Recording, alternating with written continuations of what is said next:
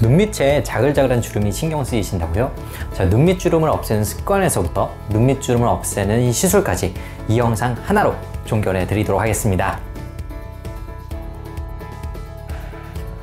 안녕하세요. 어려운 피부 지식 쉽게 이해하자 피부과 전문의 문정인입니다. 눈 밑에 자글자글한 잔주름 때문에 고민이신가요? 얼굴 중에서도 노화를 가장 빨리 감지할 수 있는 부위가 눈가라고 하는데요. 사람들이 누군가를 마주할 때 눈 주변에 시선을 두기 때문에 아무래도 눈 밑에 생긴 잔주름은 남들 눈에 더 쉽게 띌 수밖에 없고 그만큼 더 신경 쓰이게 되죠. 하지만 그 고민의 정도와는 달리 이 눈 밑의 주름은 다른 얼굴의 주름들에 비해서 해결이 만만치 않습니다. 이는 이 눈꺼풀의 특수한 해부학적 특징 때문인데요. 피부, 근육, 지방, 인대와 같은 구조물이 아주 좁은 영역에 밀집되어 있기 때문에 한두 가지 시술만으로 개선이 쉽지 않고 자칫 잘못하면 부작용이 생기거나 어색해지기 쉽죠. 그렇다고 우리가 포기할 수 있나요? 개개인별 눈밑 주름의 원인을 분석하고 그에 맞춘 관리와 시술을 진행한다면 충분히 만족스러울 만큼 눈밑 주름을 완화시킬 수 있는데요. 자, 오늘은 이 눈밑 주름의 원인과 구체적인 해결 방법에 대해서 자세히 이야기를 나눠보도록 하겠습니다. 평소에 이 눈밑 주름으로 고민이셨던 분들은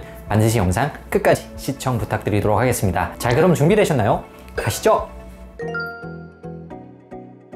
눈밑 주름을 만드는 가장 중요한 요소 중에 하나는 알륜근입니다. 이 근육은 안구를 덮고 있으면서 동시에 눈을 뜨고 감는 역할을 수행하는 근육인데요. 웃거나 눈을 꽉 찡그리거나 윙크를 하거나 코를 찡긋하는 행위를 할 때 이 근육이 강하게 수축하면서 눈 밑에 주름이 생기게 됩니다. 처음에는 이 주름이 일시적인 현상으로 나타나지만 이 작고 찡그리는 표정을 반복하게 되면 나중에는 표정을 짓지 않아도 주름이 패이게 되죠. 따라서 이 눈밑 주름의 예방과 치료를 위해서는 반드시 알륜근의 과도한 수축 작용을 억제하는 과정이 필수적입니다. 평소에 눈이나 코를 자주 찡그리는 습관을 갖고 있다면 스스로 교정하도록 노력해야 합니다. 물론 대부분은 무의식적으로 일어나는 행동이기 때문에 교정이 쉽지 않은데요. 그럴 때는 피부과 시술에 도움을 받는 것도 좋습니다. 바로 보톡스이죠. 보톡스는 근육의 힘을 약화시키기 때문에 알륜근으로 인한 눈밑 주름의 생성 자체를 막아줄 뿐만 아니라 무의식적으로 눈이나 코를 찡그리는 습관 또한 자연스레 교정할 수 있어 여러 가지 의미에서 눈밑 주름 해결에 필수적인 시술입니다. 다만 이 눈밑 부위에서의 보톡스 시술은 굉장히 부작용이 흔하기 때문에 상당히 난이도가 높습니다. 주름을 해결하겠다고 지나치게 과도한 용량을 주입하게 되면 표정이 어색해지기가 쉽고요. 게다가 이 알륜근이 위축이 되면서 이 눈밑 지방이 돌출되거나 애교살이 사라지는 등 원치 않는 현상이 생길 수도 있습니다. 따라서 무리한 시술은 피하는 게 좋고요. 눈밑 주름의 정도와 눈밑 지방, 애교살의 여부 등을 복합적으로 고려하여 정확한 위치에 적절한 용량만을 주입하는 것이 상당히 중요합니다. 그런 의미에서 보톡스 경험이 풍부한 시술자에게 시술 받는 것을 추천드리고 싶습니다.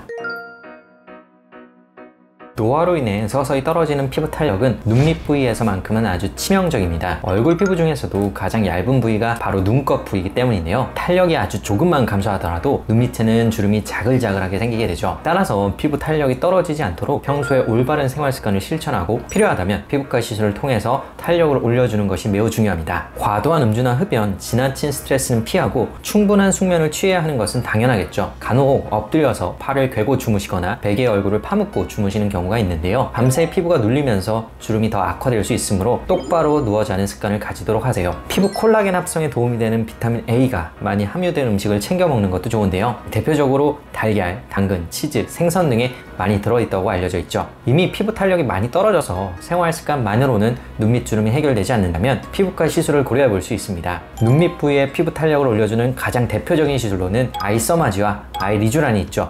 이 써마지는 피부과 전체를 대표할 수 있을 만큼 아주 유명한 리프팅 시술인데요. 고주파를 이용하여 피부의 콜라겐 합성을 도모하고 이를 통해 피부 탄력 및 노화를 개선하는 시술이라고 말씀드릴 수 있겠습니다. 써마지 중에서도 눈꺼풀과 같이 아주 얇은 피부를 대상으로 제작된 특수 팁을 이용한 시술을 아이 써마지라고 부르는데요. 단일 시술 중에서는 눈밑 주름의 해결 목적으로 제가 가장 적극적으로 추천드리는 시술이기도 합니다. 실제로 아이 써마지를 적용하여 얼마만큼의 주름 개선이 이루어지는지를 평가한 연구 결과가 있는데요. 20명의 성인을 대상으로 윗눈꺼풀과 아랫눈꺼풀에 아이 써마지를 시술하고 6개월이 지난 시점에서 전후 변화를 평가한 결과 눈밑 주름에 있어서는 약 3분의 2에서 50% 이하의 타이트닝 효과가 있었다고 보고하고 있었고요. 실제 사진으로도 눈밑의 잔주름이 어느 정도 개선된 것을 확인할 수 있습니다. 다만 윗눈꺼풀과 아랫눈꺼풀을 비교하였을 때에는 윗눈꺼풀의 타이트닝 효과가 아래 눈꺼풀보다는 좀 더 만족스럽고 뚜렷한 것으로 나타났습니다. 본 연구가 2007년에 발표되었다는 점을 고려한다면 현재는 훨씬 더 발전된 4세대 써마지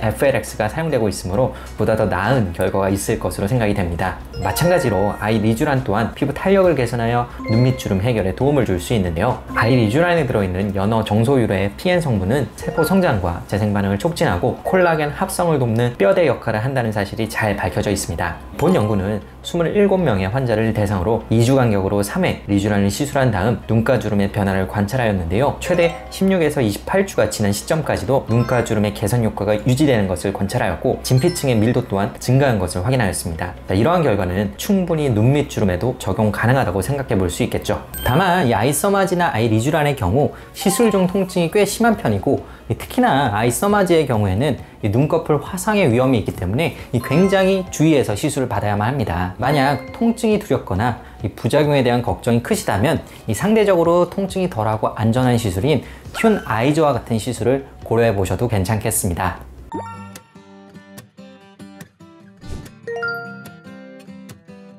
아토피 피부염을 오래 앓은 사람의 피부를 보면 일반적인 피부에 비해 훨씬 더 주름이 자글자글한 것을 확인할 수 있는데요. 모든 종류의 피부염은 피부를 손상시키고 건조하게 만들기 때문에 주름을 악화시킬 수밖에 없습니다. 대표적으로 눈밑 주름에 영향을 미치는 질환은 아토피 피부염 외에도 알레르기성 결막염 등이 있는데요. 만약 눈 주변 피부가 수시로 붉어지거나 가렵다면 알레르기 반응일 수 있으므로 반드시 병원에 내원하셔서 검사나 진료를 받아보는 것이 좋습니다. 이러한 염증성 질환이 제대로 해결되지 않거나 방치되면 대부분 되돌이키기 어려울 만큼 심한 눈밑 주름으로 이어지기 때문에 적극적인 치료는 필수입니다. 꼭 특정 질환을 갖고 있지 않더라도 평소 눈을 자주 비비거나 눈곱을 수시로 떼어내는 습관 등은 피부 마찰에 의한 자극으로 염증을 유발하여 눈밑 주름을 악화시킬 수 있습니다. 안구 건조증이 심하거나 컨택트 렌즈를 사용할 때도 이물감과 불편감으로 인해 눈을 자꾸 만지게 되는 경우가 있죠. 따라서 눈밑 부위에 염증이 생기지 않도록 최대한 눈 주변을 손으로 건드리지 말고 피부 자극을 피하도록 하세요. 특히 눈꺼풀의 염증은 단순히 주름에서 끝나는 것이 아니라 색소 침착으로 이어지면서 다크서클의 중요한 원인이 되기도 하니 반드시 해결하고 예방하는 것이 중요합니다.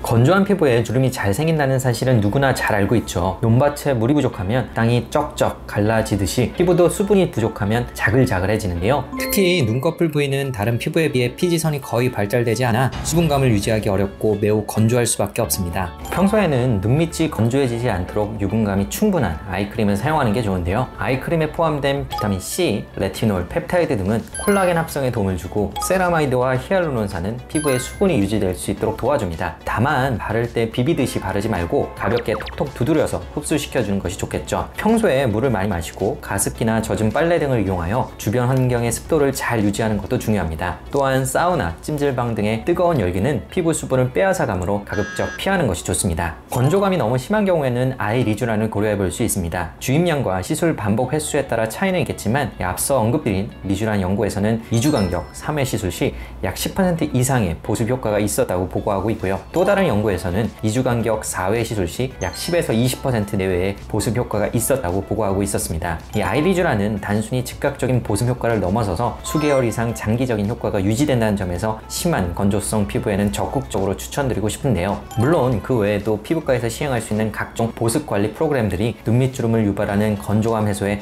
많은 도움을 줄 수 있겠습니다.